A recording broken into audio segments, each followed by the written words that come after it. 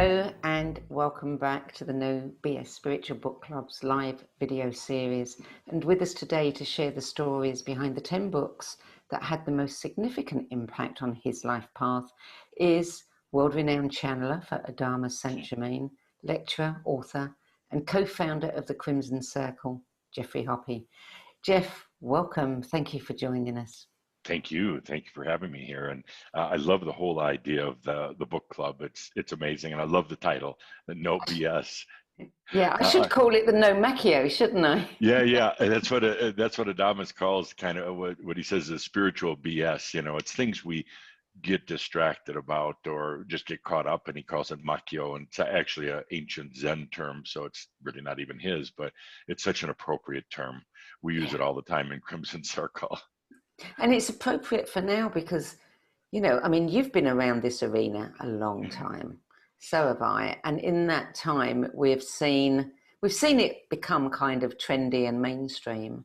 Yeah. And, you know, and that's wonderful. And with it comes the other side where, you know, people well-meaning, I'm sure, you know, get so excited and they all start churning out the books, but based on the teachings that they've already had. Mm-hmm. And to me, something gets lost in translation. You know, some of the original essence and authenticity disappears. And when that happens, I think it becomes a little bit less impactful for people. And there's a lot of distraction going on. So what I like to do is just point people to, you know, here's the good stuff. Look over there. Don't look over there. Well, and just with your book club, I found a number of books that I've kind of heard about and I wanted to read, but seeing them on the list, it's like, okay, I'm going to go for that book. That's it's very, very helpful. Well, the downside for me is, you know, I thought I was pretty well read, and now my list is getting longer and longer. And another one, I've got to read that one as well. So let's just start by talking a little bit about your journey, because I mean, you said that your journey to realization started at 18 when you hypnotized a friend to quit smoking. Tell us what happened. Well, it was very strange. I was 18 years old. I come from a small town in Midwest United States, very conservative Catholic, and it's also where I went to high school with my dear wife Linda. We've been married 42 years now. We actually met in 4th grade. Wow. But I digress. So, you know, I really didn't have much of a worldview, is the best way to say it. Long story short, I joined the Army. They sent me out to Mountain View, California, actually to work for NASA, even though I was in the Army. It was really strange. And while I was out there, a buddy of mine came to visit from Wisconsin. I had learned how to do hypnosis as a part of a high school speech class, actually. And I thought, well, I'll test it out on him. He wanted to quit smoking, so I put him under, and he went very deep. I'd done it with some other people, but they'd never gone as deep as this guy. And I was asking him just the typical questions. And then I thought, well, I'll try to regress him. And I brought him back to when he was 10 years old. He had very clear memories. Brought him back to when he was 5 years old, very clear memories. And then I thought, well, I wonder what happens before you're born. And of course, the Catholic side of me would have said, you know, you're in heaven with God, or, you know, you're not born yet, you don't exist. But I asked him the question, and he started to recount past lives, which I wasn't terribly familiar with. I mean, it wasn't part of my upbringing or kind of part of my background. And not only one, but over the period of a couple of weeks, we did these sessions, and he recounted probably about a dozen past lives in great detail, things he wouldn't have known. He wasn't a rocket science, a nice guy, but, you know, he wasn't, he wouldn't have known these things, and very diverse, you know, just wasn't in one location. He wasn't always a man. It blew my mind. It just totally blew me away. And I thought I was the only person in the world who knew about past lives now. But I did do a little research. This is long before the internet. Did a little research, and which led me to Edgar Cayce. And I read, just everything I could get my hands on. This was back in the mid 70s, and it was a little tougher back then to find those kind of books, but that was really the start of my journey. It really opened my eyes, and it got me searching. And from there, actually, I meditated for a number of years, And that's really kind of the key point, the key turning point. And was Linda with you along that journey, or did she, for a time think, oh my God, he's lost it? Oh, it was kind of funny because Linda and I was out in California. She was going to school in Wisconsin, at University of Wisconsin in Madison, and she would come out to visit me for the summers. I had a nice little apartment that the Army paid for, and Mountain View is now, of course, where the tech center. Matter of fact, I was there at the same time Steve Jobs was tinkering around in the garage, which was located about a mile from my apartment. I've never met him that I know of, but so Linda would come out and visit me in the summers. So one summer she came out and I started to talk to her about reincarnation, and she was just aghast. And she said, "Don't ever tell our children about that. Don't ever tell anybody about these weird beliefs." And now here she is traveling the world with me doing this. So yeah, she wasn't terribly open to it right away. Mm. Well, two of the questions we always start with are, what do books in general mean to you? Well, I come from a family of readers. My dad would read probably 3 or 4 books a week, the paperbacks.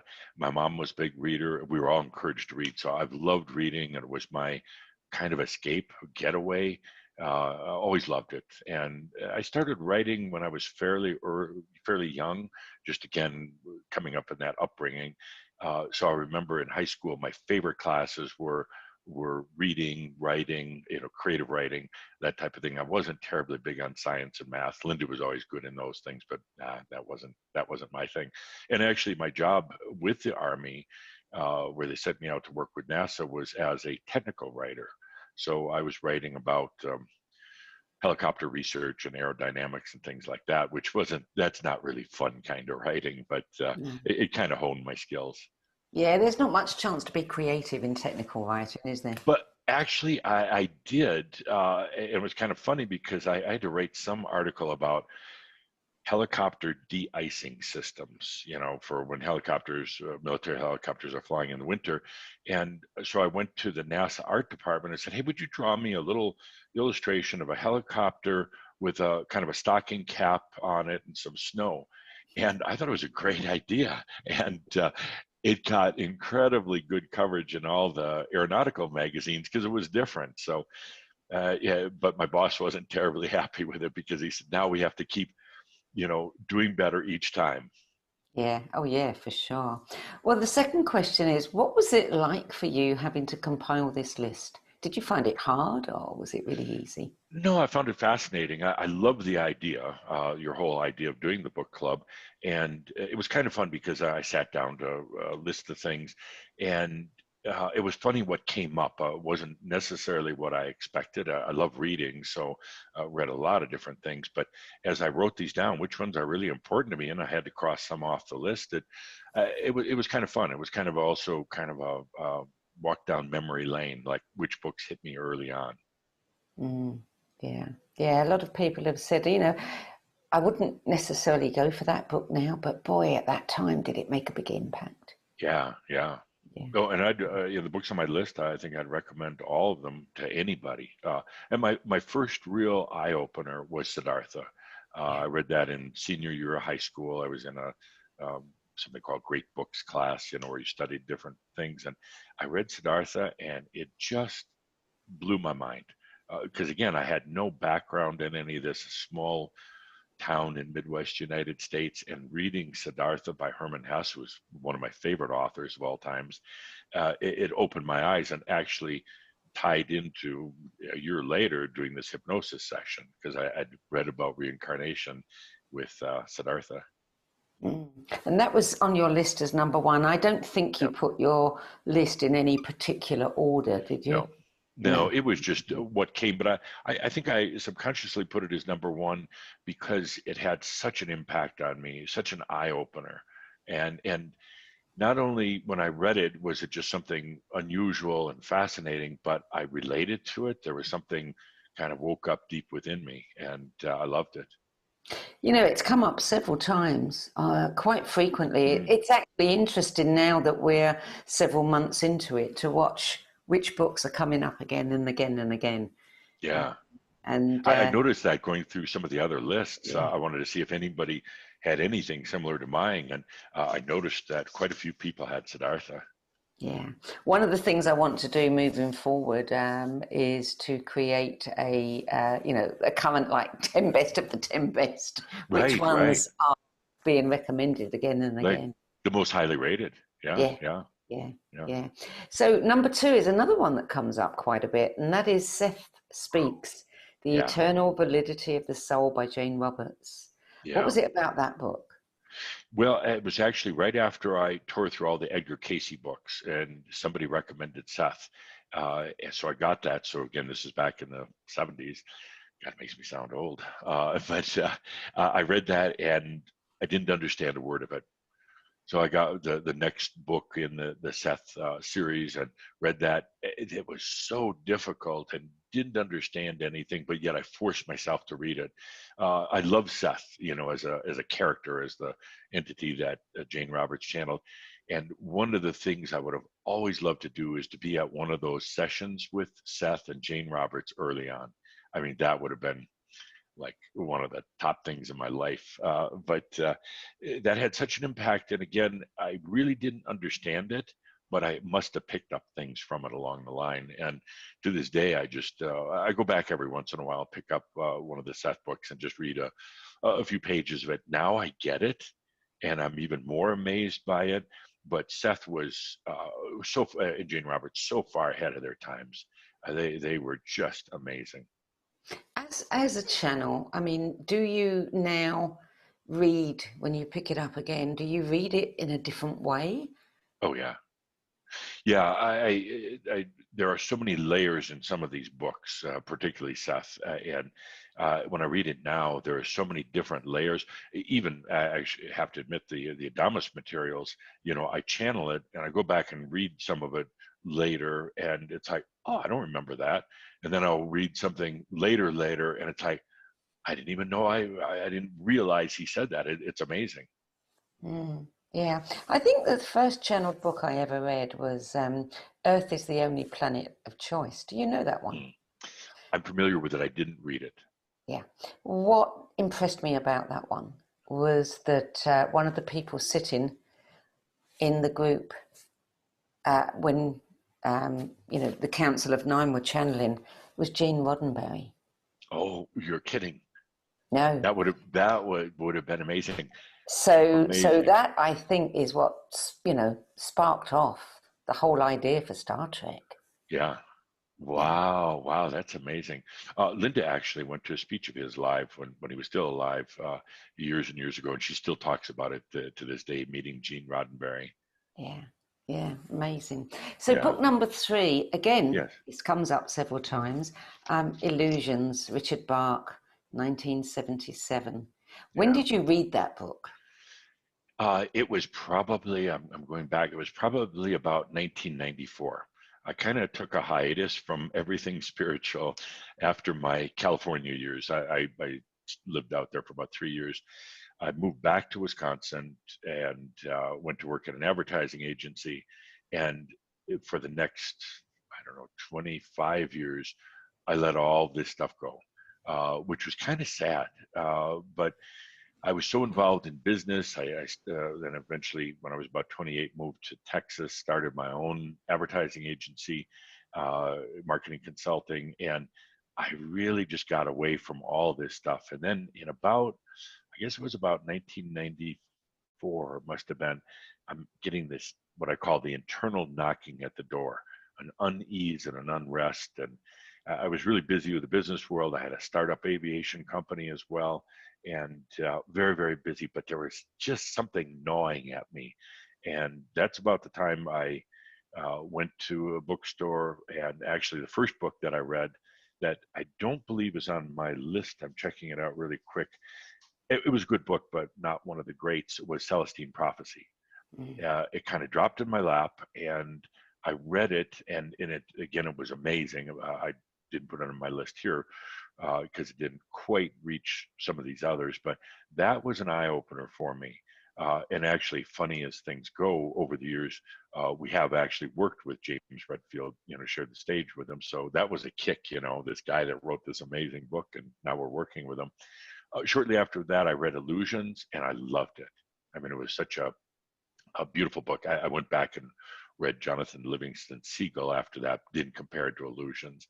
And Illusions just, my interpretation then is different than now, but now I'd say that the main character, the reluctant guru, he knew how to let energy serve him, and that's such a big thing of what Adamus teaches now. And it wasn't stated that way in his book, but he had a life of ease and grace, and that's what happens when you recognize that energy, all energy, is there to serve you. And once you allow that, then he never had to clean off his airplane, and he never had to worry about anything. It was just everything kind of worked out. So that book had a big impact. Was that before you discovered Kryon? Yes, it was. It was about a year before I discovered Kryon. Yeah. And were you secretly channeling yourself at that point? No. Never thought of channeling. I was in the business world, and on top of that, and the aviation business. The aviation business is very, very straightforward. There's, it's all about rules and regulations. So, no, I wasn't. No. And if anybody had said back then that you're going to be traveling around the world channeling, I would have really told them they were crazy. Yeah. So book number 4, again, this one has cropped up a few times, and it's one of the books that I love is The Road Less Traveled, A New Psychology of Love, Traditional Values and Spiritual Growth, M. Scott Peck. So what was it about that one? Because it's quite different. It's quite different than the others. Yeah, and I wouldn't necessarily say for me it was a spiritual book. It was more of a psychological book. Yes. And that one was really, really key because I'd come from a wonderfully large dysfunctional family, and wonderfully dysfunctional, not wonderfully large, but very dysfunctional. And, a lot of old issues. My dad was a nasty alcoholic and just all sorts of problems. And that book gave me a perspective. And it showed me you can take a different road. You don't have to carry all that baggage around either. And I recognized through that those weren't my issues. I had to blame myself even as a kid, where you take on the family issues. And that book basically told me that, hey, these aren't your issues. You don't have to carry them around. And it had a big impact on me on a psychological basis. And I think ultimately spiritual. Yeah, it did that for me too. I mean, there were things in there, and looking back, I don't know how I didn't realize, because it's common sense in some respects, but just simple little things. I remember the one thing that stuck with me was the whole thing about self-gratification, Yes. and it was like a big revelation. Yeah. But these were groundbreaking books back then. Now we might look at them and say, well, that's not such a big deal, but they were huge. And that and the other book, I believe it was Scott Peck, People of the Lie. That had a big impact. I almost put that on here instead of The Road Less Traveled, but People of the Lie was a big book, and basically about how you create lies, then they go into your reality. You start believing them, and then ultimately, as I know now, those lies and your belief in them is basically what attracts energy to you, and it then makes your reality. Yes. Yeah. It's powerful. And So and those who don't get that.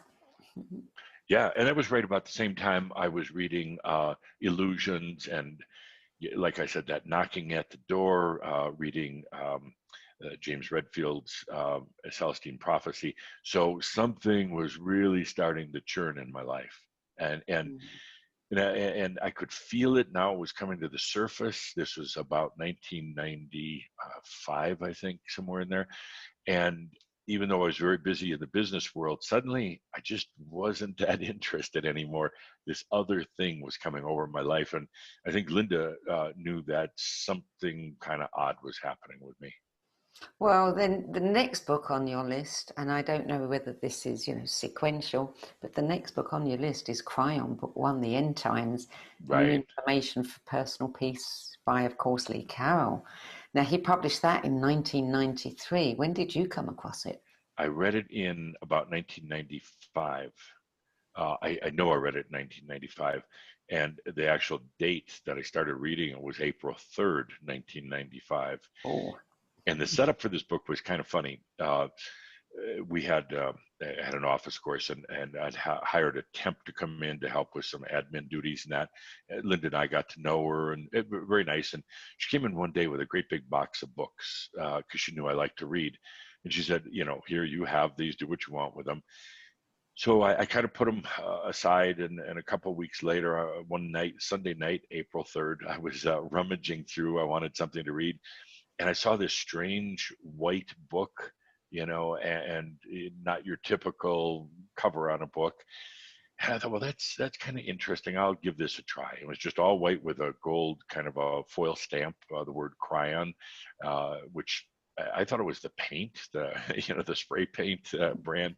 But anyway, I picked it up and started reading, and it was a Sunday night, and I was blown away. I mean, unbelievably blown away. And not only that, but I went out on a journey, kind of like a lucid journey. And I knew I was laying in bed at my house in Texas, but I'm out on this journey with these two angelic beings. And all the time thinking, I'm going nuts. Something really is crazy happening here. And they took me out on this amazing journey, showed me things that I wished I'd have written it down because I actually forgot about it. And it lasted about an hour. After that, it was now about 2:00 in the morning. I got up and walked outside to our backyard, and there was this huge swirl in this big live oak tree that I was sitting underneath. Up in the leaves and the branches, this swirl of wind. But where I was sitting, there was nothing. And it was one of those, oh crap moments. What the hell is going on? And that book had a huge impact. It really got me back on track. So I read through that, and I started kind of going through a real transformational period. Linda was concerned because she saw me reading this book, and she knew there was something very odd and different about me. So this is a couple months later. One night I woke up in the middle of the night. I noticed the bathroom light was on. Linda wasn't in bed next to me.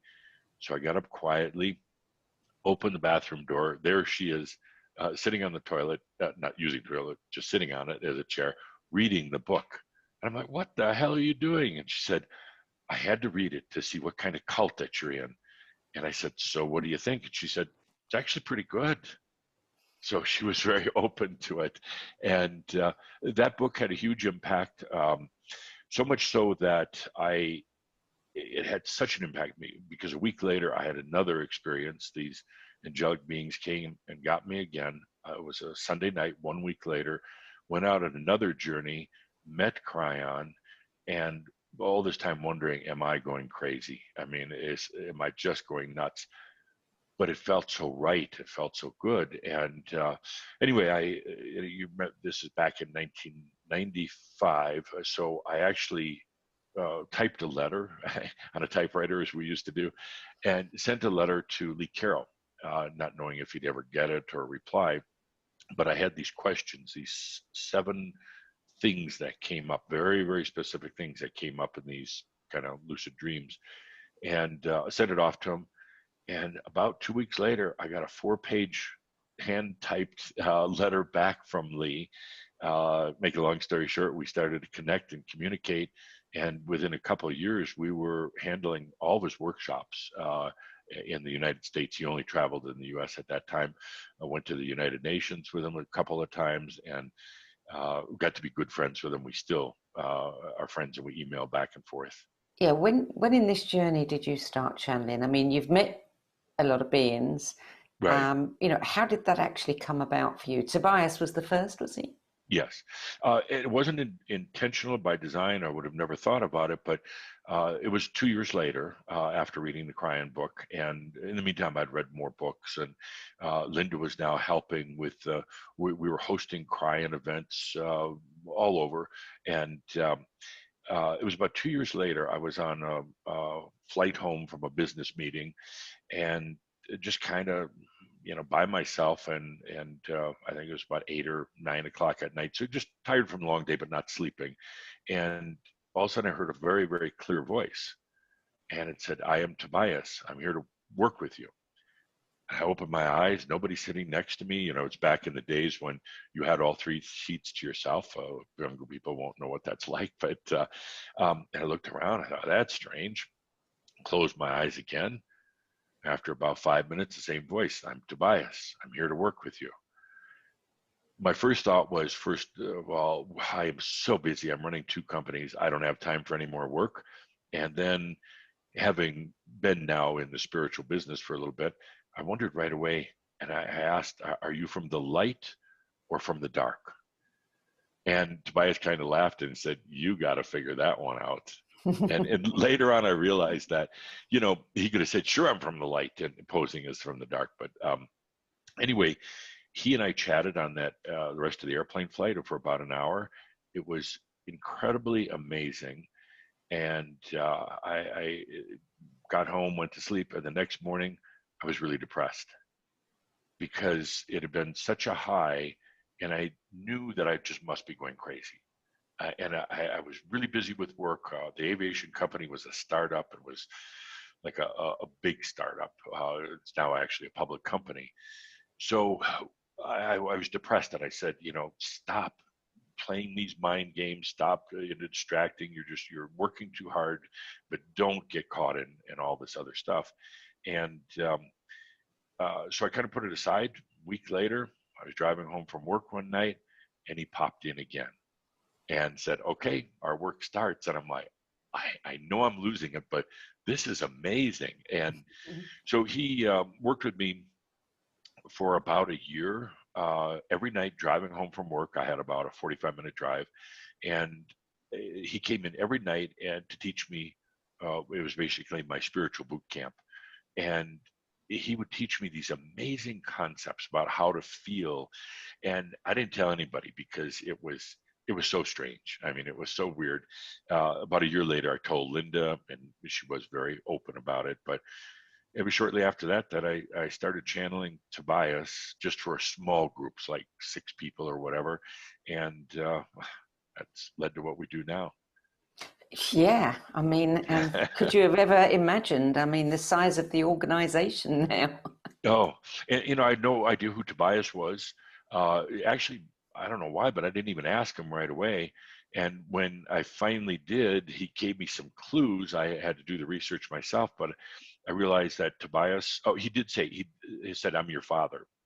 I thought that's really odd because my father at the time actually was alive.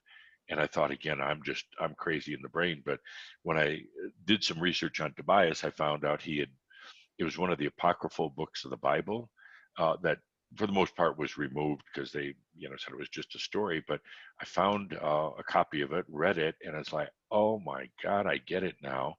It's a beautiful story about Tobias Sr., who goes blind, and he's actually, it takes place in about 500 BC, and about how his son, Tobias Jr., goes working with Archangel Raphael to find the cure. And I'm reading this, and it's like, "Dad, you're Tobias, my dad in that lifetime." And he's like, "Yep." And he said, "We have an old agreement to work together."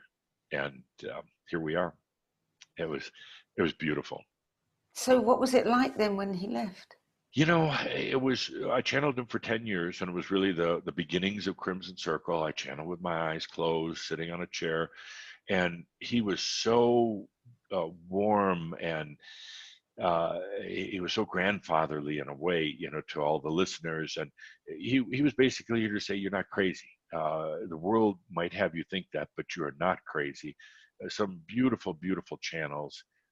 He very, very loving. And when he left, it was a little odd. I mean, it wasn't like heartbreaking. I just knew it was time for him to go, and I don't know why I knew. The last channel that we ever did was up in Breckenridge, Colorado. There was, I think, about 800 people there, and for his departure, and that was very, very touching. And I wasn't sure what was coming next. I knew Tobias had said that this Adamus St. Germain was going to kind of take over, but I was kind of half thinking, well, maybe it's time to just retire, just do nothing. But I'll give this Adamus a try. And the first 6 months, it was tough. Because Adamus was not like Tobias, as you probably know. Adamus wanted me to open my eyes, walk around the room. He's arrogant at times. Some of the stuff he says is, it's just even tough to get it out of my mouth during channeling because it's so over the top.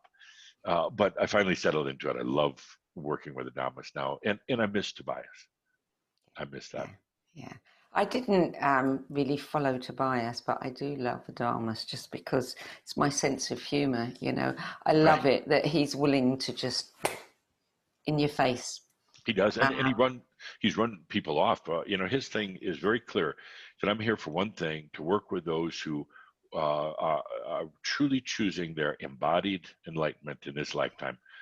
I don't want to talk to anybody else. I'm not interested in, doing predictions. I'm not interested in talking about aliens. He can't stand aliens, which doesn't make us very popular in Sedona. But he said, early on, I think one of the first channels, he said, I don't care if it's just 5 people. I'll be here for you. I don't care if it's 5. And he's run off a lot of people. When they get into the Macchio, you don't belong here. Go somewhere else. Nope. BS kind of guy, which is my kind of guy. Yeah, for sure. Well, let's talk about book number 6, because this is, I don't know if you pronounce it Altar or Althar, The Crystal Dragon by Wakan Wolfram. And I think, isn't Wakan one of your Crimson Circle people? Yeah, actually, the book, he pronounces it Altar. Altar. And we met him early on at one of the workshops in Constance, Germany, right on the Swiss border. It was a sold-out event. I think there was like 300 people or something. And our sponsor came and got me and said, there's this pain-in-the-butt guy dressed in like a Zen monk thing, and he insists on talking to you. Normally, I would have just said, we're about to go on stage in 20 minutes. It's not a real good time. But I looked out down the hallway, and I saw this guy, shaved head, all the Buddhist robes on and everything. And I'm like, I know that guy. So Linda and I quick ran out to visit with him. And right away I said, come on in. We'll find a spot for you. And that was Joachim Wolfram. He's got a PhD in, I forgot the exact name, but it's like software engineering. He's a Buddhist monk. He's really a lot of fun. And we've met up with him, worked with him over the years. He wrote this series now, these books, the Altar. It's about the dragon. And Adamus has talked about the dragon for a little while now, and basically said it's the last thing that you encounter before you go into realization. The dragon, it literally goes in and finds all your crap, because you cannot take any imbalances, any wounds, any of that with you into realization. And we hide a lot of things. The dragon goes in and finds it. And when he sent me his book early on, and I put it on the nightstand because, like you, I've got a stack of books I need to read. One night, about 6 months later, I picked it up, and it's like, oh my God, he has distilled the whole concept of the dragon. He doesn't make it fluffy or even terrorizing. There's no Macchio.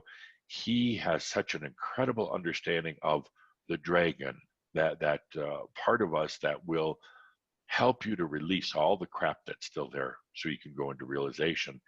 He's written 5 books now, but the first one definitely is the starting place. Wow. Book number 7, Spiritual Enlightenment, The Damnedest Thing by Jed McKenna. Yeah. What I liked about Jed McKenna, it's that's not his real name. It's a pen name. And somebody told me about the book. I picked it up and started to read it, and I liked it and I didn't like it. it's not his real name, and it's not a real story, but you're reading it and you think it's a real story, about the author. So Jed McKenna, whoever that happens to be, doesn't want to be known, but he is also very clear and frank in talking about spiritual bullshit. And in the storyline, he travels around and people come to his schools, his classes, and he calls them out, very much like Adamus. He calls them out on their crap. There's times you really don't like this guy. He's annoying and provocative and irritating and egotistical. And there's other times where you really recognize the value. What I liked about it, he calls out a lot of the spiritual BS. And that's why some people aren't going to like it, because, they're kind of invested into some of the spiritual macchio, I guess you'd call it. But I really liked his books a lot. Mm. And number 8, Abundance. The future is better than you think. Peter Diamandis. Yeah. Peter Diamandis is an incredible guy. He does his work out of Mountain View, California, Ames Research Center, where I used to work. So it's a little bit strange, but I read that book shortly after we did this thing that Adamus had just started. He called it Pronost, and it's his annual planetary forecast. He doesn't talk about predictions in the future and during our regular stuff, but once a year, he'll talk about what's coming in the future. We did the first one with just Adamus in, I think it was 2014. And he laid out this thing that just blew my mind, but it was talking about basically technology being the real driving force right now on the planet. Going into a lot of detail about robotics, nanotechnology, genealogy, the study of our genes. And so Adamus went into a fair amount of detail, and it was a little weird because it wasn't really spiritual. And anyway, shortly after that, somebody suggested this book, Abundance. And I thought, I really don't want to read about abundance. I mean, I've read books in the past that are all the same, and the only one that's abundant is the author, publishing them. Anyway, I read this book, and it was so similar to what Adamus had talked about in terms of our future on the planet, the changes that are going to take place because of artificial technology, and because in hitting this thing, what is called singularity, where our future is kind of like on a hockey stick in terms of the pace of changes, but at a certain point it goes off the charts. You cannot even see it. You couldn't predict it if you wanted to. So Peter was not spiritual at all. I think he's an atheist. Talks really about the future of the planet based on technology, and it's not it's not fearful at all. Everything is backed up by facts, and he works with a lot of people like Ray Kurzweil, who's written a lot about the future and technology. So these are very mental people. That book had a big impact also. And I'd recommend it to anybody if you want to really understand what's going to happen in the future. Going to cryptocurrency, for instance, it's going to be the way of the future. A lot of the spiritual crowd doesn't really like the whole thing, with technology and computers, and they don't like talking about our artificial intelligence, but it's happening right now. I mean, it's not a theory of the future; it's literally happening right now. So it's a really good book. I find this a really interesting subject. I don't know if you've read Dan Brown's book, Origins. Yes, I have. So he kind of goes there, without giving away too much about the book. He goes in that direction and lays out some very interesting stuff at the end of the book, which isn't that far away. But, this word spiritual, I find, as you just alluded, there are people who want their spirituality, served up with some candy floss and marshmallows and love and light and everything is roses, and then there's another reality. Yeah. And and I don't know what to make of it. I don't know enough about it, but I can see that the artificial intelligence, I mean, all of it is really it's all part of it. Yeah, and We're learning about ourselves and the energy that we are and the yeah. creative beings that we are. But and Adamus literally has talked about in the annual Pronost ever since about how we're literally birthing a new species of humans. The current Homo sapiens have been around for a long time. He calls it now the Robo sapiens. We're going to be part technology and part biology. And some people are, oh, we can't go there. But technology actually has a great place in certain things. And yes, it can be overdone. And yes, I am concerned about implants. And that's coming out later this year through uh, the Tesla guy. Forget his name off the top of my head. Elon Musk. Thank you. Yeah, Elon. One of his companies is literally doing the work right now, and they're going to go to a human trial at the end of the year with an implant that automatically connects you to the cloud. That's a little scary for me, but Adamus says it's here, and he also points out, he says that's why we're here, because the Crimson Circle and many other people are here to balance all that with consciousness. Technology is a wonderful thing if there is consciousness to balance it. Yeah, yeah. So that book is big, and I'd really recommend it to anybody, even if you're not interested in technology per se, but to understand really what's coming, the Internet of Things, where in a couple of years we're going to have more monitoring devices than there are humans on the planet. Not even a couple of years, I think next year, and at some point in the next 5 years, maybe 3 times as many little monitoring devices on the planet than there are people. And it's a little nerve-wracking, to think that everything you do and say is going to be monitored. But Adamus actually addressed that last week to a group and said, so what? You shine your light into those cameras, into those monitoring devices. That's what you're here for, not to run from and hide from them. You got nothing to hide anyway. And, for the most part, actually, I don't think they're interested in like watching my life. It'd be pretty boring, or weird. But he said that is why we're here. He claims he wrote a book, by the way, in his last lifetime, shortly before he died, which would have been about 1794, I think. He wrote a book in his last few years called The Time of Machines, and was basically him projecting into the future, which is now, seeing all these things he calls the looking glasses, which are actually our little mobile devices we're always looking into. And he talks about how it was so important to have a group of humans on the planet at that time who were bringing consciousness, because otherwise things would have gone terrible.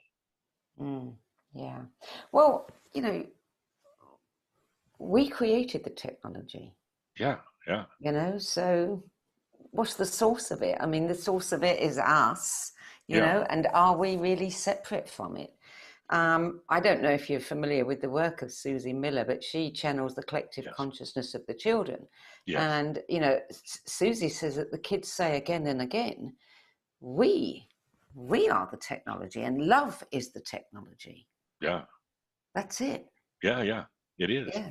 And I think really through technology, we're also breaking down and coming to understand what we created. I think we created life as it is. Not, and Adamus says that, a true creation, there's no agenda and no outcome. It is simply for the sake of creation. Then you dive into it to see what the hell you created and to experience it. And then science tears it apart and says, okay, here's really what's happening with the molecules and the atoms. And it's like, oh, that's cool. But they didn't create this. We created that. And now we're coming to understand it. And I love technology as far as, computers and mobile devices. And we use a lot of technology in Crimson Circle we have a studio in Hawaii and a studio here in Colorado. We're doing a big event this weekend online with a 3-day thing with well over 1,000 people. We better know about technology, for doing that. But we just hired a new senior director of technology, a really high level guy, because in the coming couple of years, we want to have like a thing where you go online with Crimson Circle and you ask a question, just anything you want. It will go into into all of our documents, our media files, pull it out, and not just give you links to look at, but it will speak to you like you're talking to Adamus. So Adamus, tell me about Atlantis. And suddenly it's talking to you with the artificial intelligence. But no, I love technology. I remember being at the London Book Fair early in the 90s, and they were the first time we actually got to see this thing called a CD. And here's the Encyclopedia Britannica, all the however many volumes, and here it is on this CD. And I'm looking at it and thinking, no, that's not possible. It's absolutely not possible. So yeah, I mean, look where we've come. And younger people ask you now, what's a CD? Yeah, exactly. Yeah. Oh yeah. No, we're into vinyl. Yeah. Do you know what vinyl is? Yeah, we know what vinyl is. Yeah. Yeah, it goes round and round, doesn't it? It does. Yeah. So book number 9, Ramtha. Yeah. The White Book, J.Z. Knight. I read this back, I guess right about the time I was reading the Kryon book. So it wasn't done my list in chronological order, but I loved Ramtha. It was great. And again, I've always wished I had just gone up to Yelm, Washington, to go through one of the Ramtha schools, at least back then. Just never had a chance to do it. But Ramtha was an old warrior, and Jay-Z did an incredible job. It still does, of channeling him. But I loved his. He wasn't this Buddha type of guy. He was a warrior, and suddenly he found himself sitting on this rock for years and years, healing from wounds, and really had some tremendous insights into living. I loved his sense of humor. Very, very funny, and I loved that even while Jay-Z was channeling him, he'd have her drinking wine, having the whole audience drinking wine, and I liked that. I was out jogging one day, and this was back in about 96, maybe 1996, and just minding my own business, jogging, and suddenly Ramtha popped in. I had a wonderful little conversation with him, lasted maybe 3 minutes, but it was like, oh yeah, I know this guy. I really like him. Yeah. Book number 10.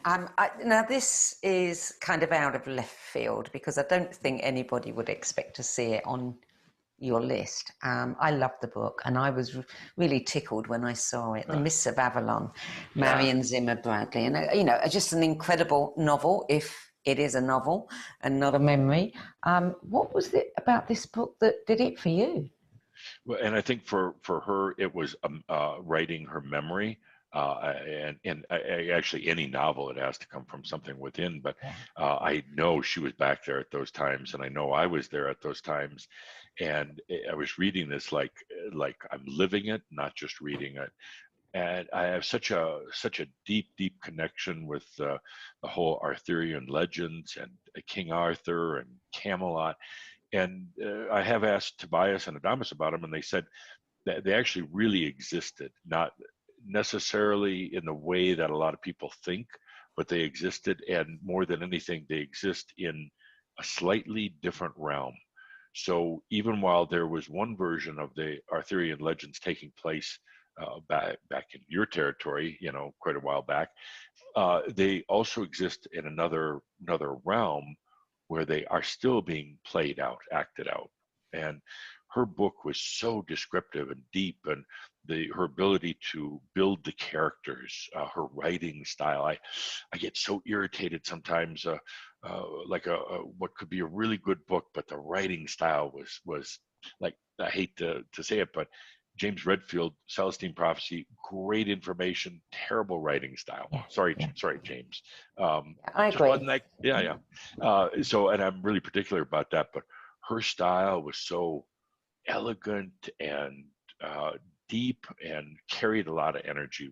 I love that book, and it kind of awoke the whole Merlin Arthurian thing within me. A lot of reminders of that time. I also remember we did a tour years ago with a group, about 50 people. We went to Avebury and we went to Tintagel. Is that how you say it?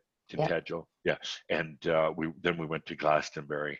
And I remember in Glastonbury, I was just kind of walking by myself out somewhere and just saw this like a marker for what's supposed to be King Arthur's grave, and just broke down crying. I mean, it was just so a flood of memories coming in. So that time period for me was very important. That's why the book was. I hear that from everybody who loves that book. Yeah. It speaks to them on such a deep, visceral soul level. They know it. They know that she knew it. You know, they have memories. They can say, yes, that's how it was. And I don't know another book that's ever touched me in that way. You know, I tried reading other books after that because I thought, oh, that was amazing. And they didn't even hold a candle to it. No other book even came close. That book was just amazing. Do you have any suspicion of what persona you may have occupied back then? I take the fifth. Okay. I don't even want to go there. Okay.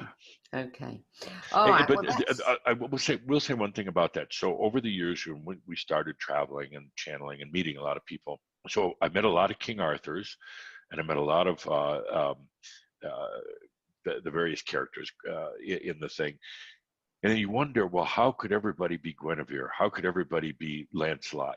And then I checked with Tobias on that, and he said, well, they've become archetypical energies, and you don't have to necessarily have been the real character, but you relate to it. You kind of, in a way, you've even adapted it. So he said, yes, you could feel very, very connected with that. Yeah, I agree with that, actually. Yeah, it's the energy, the essence of it. I had a late night talk with Lee Carroll one time at the channeler for Kryon at one of the events, and we got to talking about the whole Arthurian legend, and he really feels it as well. And we got to talking about the characters, and and he's like, well, who do you think you were? And I'm like, who do you think you were? So it was really funny, but he is also very, very connected to that. So that's the 10 books. Of these 10 books, if you had to give just one to somebody who is starting out on their spiritual journey, which one would you choose to give them? I'm going to say that they're all really, really good. I would say I'd probably still go with Siddhartha. There's so much to it. I'm looking at my list here, it'd be a toss-up between Siddhartha and, for a beginner, the Altar is very, very deep. Some of the other books really aren't that spiritual. I would say Siddhartha or Illusions, and I say read those and come back. I got some other ones for you. Yeah. Starting on the journey, and going into like the awakening phase is really sensitive, really touchy, and I'd never want to overload somebody with some of the heavier things at that point. The work we do in Crimson Circle is basically going from post-awakening. Post could be, a year, could be 10 years after awakening, into what we call embodied realization. And so we really don't deal with awakening people. Lee Carroll's ideal for that. His work he's helped so many people awaken. But I would start with the simpler fare. Without a lot of the spices on at that point, and then come back later for some of the deeper dives. Yeah, simpler but the solid. I'm not too happy about starting people on some of the stuff that's filling the shelves now. Yeah, and simple and true. And both of those books have so much truth in them. They just, it's a great place to start. And then, the person will go into their awakening naturally in their own way. And then books will be attracted to them, the appropriate things. But we find that so often they just hit the right thing at the right time. Different books, different lectures, or things like that. I want to talk about one of your books because it is our current bookworm, and active consciousness, which for me, I think, you know, there's two of your books that have kind of become my favorites. That is one of them. And I can't remember the title of the other one, but it's where you were basically telling the story of, you know, from the very beginning. And Journey of the Angels. Yeah. Journey of the Angels is good. Yeah. And both of them have, you know, touched me in a way that, a bit like Mists of Avalon, you know, I know that. I know this to be true. And they're the kinds of books that really do it for me and that I want to share with other people. You know, say a few words about active consciousness and what it means to you.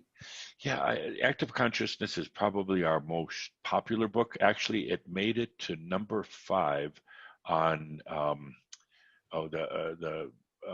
I forgot the name of the list, but it was the most recommended spiritual books of all times, and ahead of like even Dalai Lama, which is kind of weird. So it's done really, really well. In Active Consciousness, Adamus talks about what consciousness is, what energy is. He gives these amazing physics, but in a very, very simple way, and basically says, then everything we do is really just an act of consciousness. And this persona is just an act of consciousness, and it can be changed easily.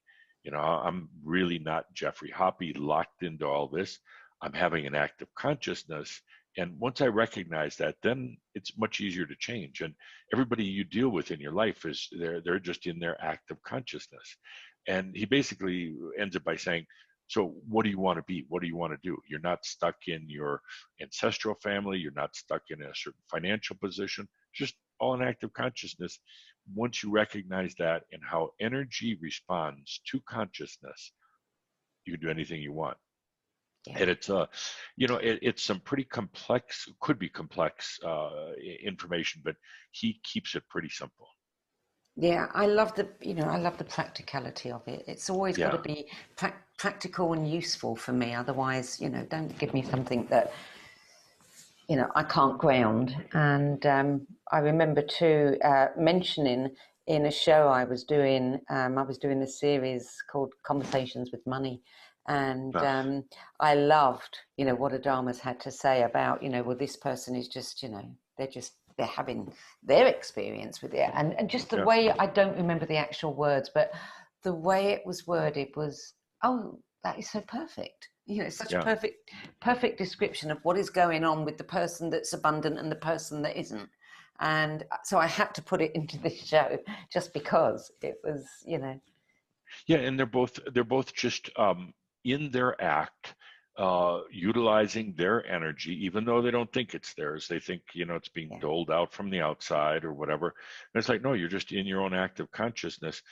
You know, just remember that, and then you could change anything you want, including your biology, and bringing in what he calls the free energy body, what other people call the light body, but it's all just an active consciousness. And he says we're really here to explore our consciousness and how it interacts with our energy. That's really the whole purpose of being here, discovering that. And ultimately, you come to realize all this is just my energy, without attributing any of it to anyone or anything else. This is all my energy, my reality. Now, how do I want it to serve me? And as simple as that is, most people will resist it. Yes. They don't want to believe it's their energy. And they're almost afraid of energy. In other words, they've gone through some tough things in life. So they've really dialed down their energy. They've closed the valve on it because it hurts too much.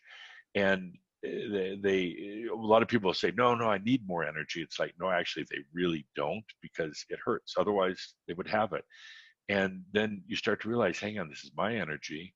I'm going to let it serve me. And now suddenly you're in a state of grace. And you don't even have to work at things anymore. It just works out. It's so simple, so amazing, but yet people they want to make it difficult. Well, yeah, isn't that true? I mean, man's a problem-solving animal. Give us a problem. If I haven't got a problem, you know, I'm not happy. Right. Yeah, for sure. Geoff, you one of the things we like to do is when you gave us your list on your page, keywords. You know, we asked people to give us some keywords, and you gave us channeler, author, lecturer. You know, we know what you do, but I like to ask our guests. I want one word or phrase that tells us about the person behind the bio, something that maybe only Linda or those that are close to you, something quirky, a giveaway. Okay, something really weird. Yeah. It would very, very curious. I think it would be the biggest thing about, you know, what is this all about, and how do we go about getting there, and just what are the answers? I don't obsess over it, but just intense curiosity, where part of me, the Virgo part of me, really wants to hold back, and it's like, no, just let's one step at a time. Let's not go too fast here. And the other part, the Sagittarius, let's dive into it and find out all about it. And then the Virgo has to clean up the pieces later. But just very, very curious about what this is all about, why we're here. I actually like the search, you know, and Adamus has kind of admonished me at times about it. He says, stop searching. It's right there. And it's like, I know, but I kind of like it. It's fun. And so tremendously curious on how this all turns out. You know, we're at a very incredible time on the planet right now. It could be scary, but I actually don't think for the most part it's going to be bad. We've got this coronavirus, which is serving a tremendous purpose right now. You know, and you know, you could say, well, it's a pain in the butt and it's causing a lot of deaths, but it is cleansing out so many things right now. And the changes that come as a result of this over the years are going to be phenomenal. But I'm fascinated every day that I wake up about what's happening. And then on top of that, Adamus talks about in the next, you know, he said this is the summer of realization for about 1,000 Shambra.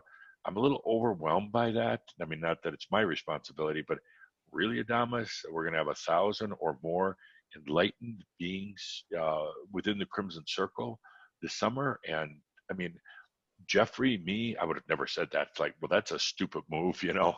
It's like, don't put it out there, but he's put it out there. So I'm curious to see how this all turns out. And on the same time, there's tremendous pressure, and I'm intimidated by it. Do you ever feel a bit like the character, Robin Williams' character in What Dreams May Come, when he reaches the end and it says, should we go back and do it all again? That really, it's about the journey, the puzzle, it's unraveling the pieces. Let's see how complicated we can make it, and let's see if we can still get through it. Yeah. Do you ever feel a bit like that? By the way, referring to that, the book is excellent. The movie, you know, wasn't nearly as good, but the book really, if you want to understand death, and Adamus says, we teach a class in death, and he says, read the book, What Dreams May Come. It's very, very similar to things that happen. But yeah, at the end, watching the movie, you know, they come back together, young kids, they're meeting together in a new lifetime, and I'm like, that's a bunch of crap. I'm not going to do that. I mean, I'm not coming back. There's all many wonderful lifetimes, but no, I'm not coming back. No need to. Does Jeffrey have a choice? Yes, absolutely. You know, and actually one of the biggest challenges about realization, and one of the things that makes me a little nervous about Adamus's prediction of this 1,000 people, is that you hit this point of realization and you really don't want to stay. I mean, it's not a negative thing, but it's like, why? You know, and you go to a grocery store, you're in traffic, and you're like, I just don't want to put up with this anymore. And bless them on their journey, but it's not my journey anymore. And you realize you don't need to. There's no more karma. There's no ancestral linkages or bondages anymore. And Adamus says, you know, we typically have about 1,200 lifetimes, and why come back again? That just doesn't make sense. The hardest part, we hit that realization, and there's a big part of you, and we've seen it with a number of our people, you just pop off the planet. and you realize it is so heavy and so rough at times and so gray, gray, not meaning the literal color, but just the grayness of life. You come back into your free self and it's like, yes, this is who I really am. So why do we actually come here in the first place? I know I asked Bruce Lipton that once and he said chocolate. Chocolate, yeah. I can think of a few on that list, but chocolate, wine, and sex. I mean, they're great things. Yeah. Well, in the book, it was Tobias's book, Journey of the Angels. He kind of goes into that without spending a lot of time on it. But in the other realms before Earth, all energy had kind of come to a standstill. It just things weren't expanding, and so Earth was created as a place to learn our relationship between consciousness and energy, and to dive into our own creation and see what the hell it'd be like. So it's been an amazing study and experience in our consciousness, you as a being of consciousness, as the I am, and your relationship to energy. And so, and that spans over many, many lifetimes, but on the other side, they go by pretty quick. Here, we think it's like really slow. It's happening very slowly, but it goes by pretty quick. Well, I always say I'm not coming back, but I do suspect that I might get bored and we'll want to just see what's going on. Adamus is very clear, saying you will never have a boring day as an enlightened being. There is no such thing, because your creativity is wide open now instead of limited, and you'll never have a boring day. He said Earth is boring. Going back to basically the same family, lifetime after lifetime. And he says most people in between, from one incarnation to another, they don't even move 50 miles or kilometers beyond the city they were in the last lifetime. That's boring. Yeah, that's really boring. Yeah, that would be boring. I couldn't stay for that. It's interesting. I just saw a message pop up. Apparently, you have answered somebody's question without it even being asked. Oh, good. I'm not quite sure which question it was. It may be this one we've just been discussing. One of the lovely things about this series, and I mentioned before how much I'm enjoying them, is the fact that when you come on, when others come on, they do it with such openness and vulnerability that we all get reminded again and again and again that we're all, souls, energy, having this journey. And it's nice to know that other people have had their moments of, wonder and awe and disbelief and vulnerability and sensitivity. Dark nights of the soul, and we've gone through it. Linda and I like to think that we are very emphatic, as a matter of fact, saying we are not teachers, we're not spiritual gurus or anything like that. I'm a translator, literally, because I take the stuff from Tobias or now Adamus, and I translate that into human words. They do not feed me words. It's like this ball of information or data or consciousness, and it's downloaded all at the beginning, all while Linda's doing the breathing or we play a little music.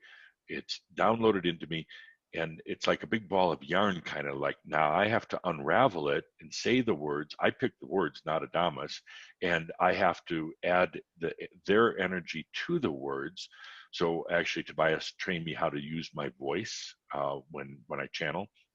And so we're translators, and we're sharing the journey with everybody else, and it's an amazing journey. Do you ever get, I could imagine Adamus doing this, perhaps not Tobias, but no, silly, that's not what I meant. Oh, yeah. Oh, yeah. No, and he'll make it very public. He'll say, no, he's picking the wrong word here. Let's back up. I want a little bit different word. But not only that, when I channel with Tobias, I, of course, sitting in a chair, my eyes closed, with Adamus, he wants me to channel the words, take and translate the words, but he also wants a very specific body language, movements, timing, pauses. He claims that he was Shakespeare in a past lifetime. So to him, the theatrics are a big part of it. And theatrics not in a bad way, but he says, learn to be expressive. And some of the fun workshops are when he pulls somebody up to the front and has them try to be expressive. And of course they stand there, and can barely get words out of their mouth. Says you for the sake of yourself, you've got to be expressive. And then he takes off on some Shakespearean thing and acting it out, and which I've never read Shakespeare, so it's kind of amazing for me to be doing that. And he said, just open it up, be expressive. Yeah, what have we got to lose? Yeah, except our sanity maybe, but who's really crazy?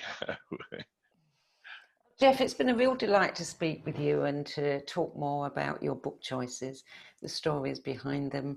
I just want to let everybody know that you probably know this anyway, but you can always find all things about Geoff at crimsoncircle.com. Geoff Hoppe, thank you. Thank you. And Sandie, thank you for the work you do. We've known each other for a number of years, and you're truly amazing, brilliant, as a matter of fact. Thank you. Thank you. Thank Appreciate you, Geoff. And thank you to all of you at home. And in case you're not aware, we do have a private Facebook group where we can all connect, and you get to be the first to see these events as soon as they're edited and published. And you can also go to the website where they get posted on the face-to-face video interviews page, as well as on YouTube. And if you prefer to download audios to listen to in your car, you can now go to Anchor, Spotify, Apple iTunes, and several other podcast sites, and you'll find all of these there. Thank you for joining us today. Till next time, it's goodbye from me.